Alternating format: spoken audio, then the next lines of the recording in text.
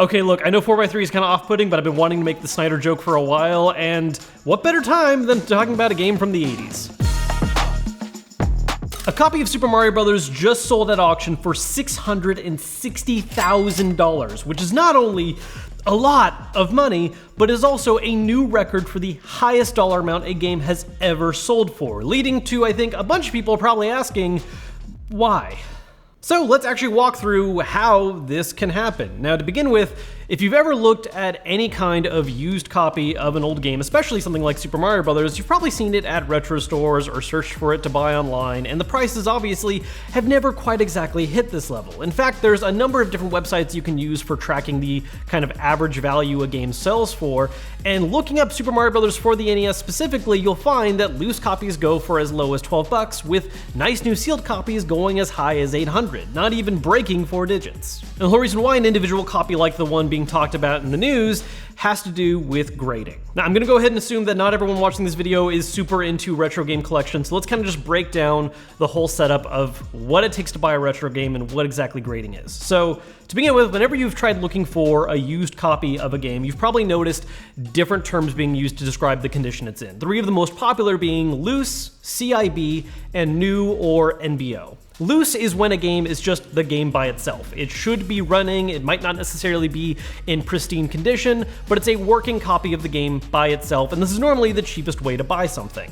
CIB references when it's a complete in-box copy, meaning you're getting the game, you're getting the case or box that it came in, the instruction manual, maybe a couple little other extra things that might have come with it when it was brand new, but those are kind of the baseline items assumed to be included in the box, and that's where prices start to jump up a lot more. And then the highest one, at least before getting into grading, is a new or NBO copy, meaning never been opened, where it is a still factory sealed copy of that game, probably going for a lot more money than one complete in box would be. So how do you get from a triple-digit sealed copy of Mario Bros. Jumping all the way up to this individual one selling for $660,000? Well, that's where grading comes in. If you've never heard of grading before, this is something that's been, I want to say it's been about a decade since it started getting more and more popular, and the idea of grading a game is not just simply selling it as a new sealed copy or a CIB one, but actually having an organization take a look at your game and really go into the nitty-gritty about what the exact condition is, and also getting into the history of that particular copy. This isn't a new thing to the collector world. It's existed in all kinds of other ones, like, for instance, comic books, where you really try to pay attention to not only the importance of a particular issue, but also what condition it's in and whether or not maybe it's something like a first run or first print. And that's where this copy of Mario gets very, very expensive. Normally, when you hear people talking about rare games that they're buying for tons of money and games being auctioned off for crazy high amounts, it usually has to do more with the scarcity of that particular game, right? It's something that only so many copies of were made, or it's something that was made for a little bit and then production stopped, and it's really hard to find good condition copies. And so the way that this copy of Super Mario Bros. Gets more specific has to do with the company involved grading it, WATA. See, a couple years back, they released this whole guide talking about box variations for NES games, in particular for Super Mario Bros. While there are numerous copies of Super Mario Bros. Out there, and again, you can find loose copies for super cheap, if you actually get into the in-depth historical specifics of how many times the game was produced and in what ways it was produced, this particular copy that went up for auction was part of a fairly small production line, having to do with the style of the box that it's stored in, what kind of stickers are used for sealing it, so on and so forth. And because it is a part of that limited run and is in particularly good condition, that's where you see that value begin to skyrocket.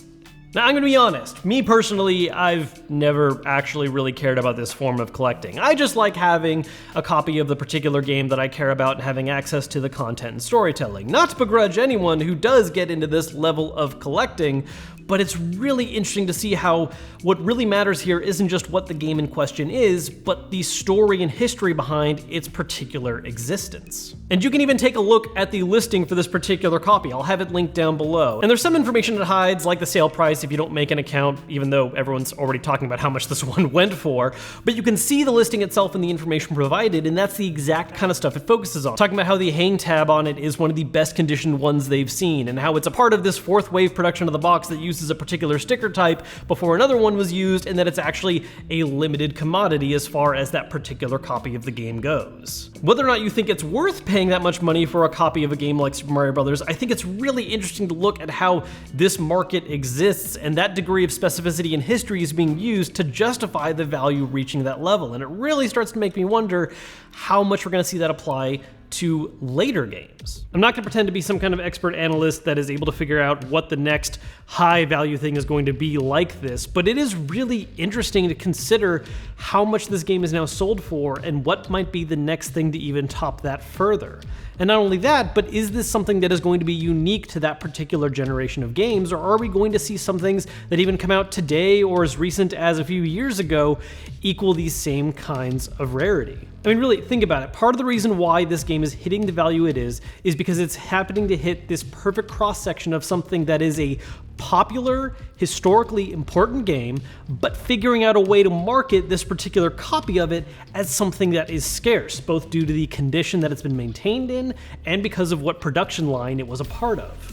And that's not something that I think is completely recreatable with a lot of games that have been released over the last decade or so. There's been much more standardizations in terms of physical copies being produced. There are still some unique occasions here and there, like collector's editions that come with different boxes, limited SteelSeries cases that sometimes are actually fully wrapped and not just an item handed to you alongside the game when you pick it up, and even games that have alternate cover arts when you first grab them. And most people picking them up right now aren't necessarily thinking about preserving those for the long run. I know a handful of people who do go out of their way to sometimes buy multiple copies with the idea of keeping a sealed one in the long run, and that too might cause an impact in terms of how these things age. Because back when Mario came out, it wasn't something where everyone was planning at the time that, oh, this game's gonna be worth $600,000 down the line. It wasn't the logic at the time. It's a discovery that's made well after the fact. And another thing to consider too is the kind of availability of games today. Many titles are made available both digitally and physically, but like I was saying in my recent video about digital games right now,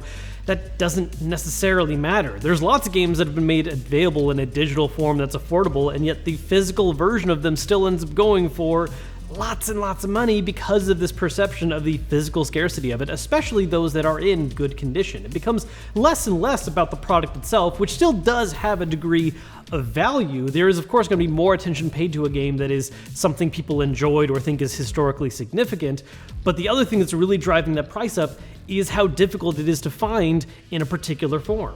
I don't know, I just find this whole situation to be extremely fascinating because, again, like I mentioned earlier, I'm not super into collecting in this form of collecting. I like to get games I care about and have access to the content, but I've never really personally paid super hard attention to things like how well a game is graded and the rarity or historical significance of a particular version. And so seeing a game like Super Mario Bros. Sell at this price for those reasons just really gets my brain going on how this happened and how recreatable the situation is actually going to be. Because if we're seeing a value jump like that, where that game sells for $660,000 and the record before that wasn't even half as much, it really feels like we might see a game in the next year or so sell for $1 million.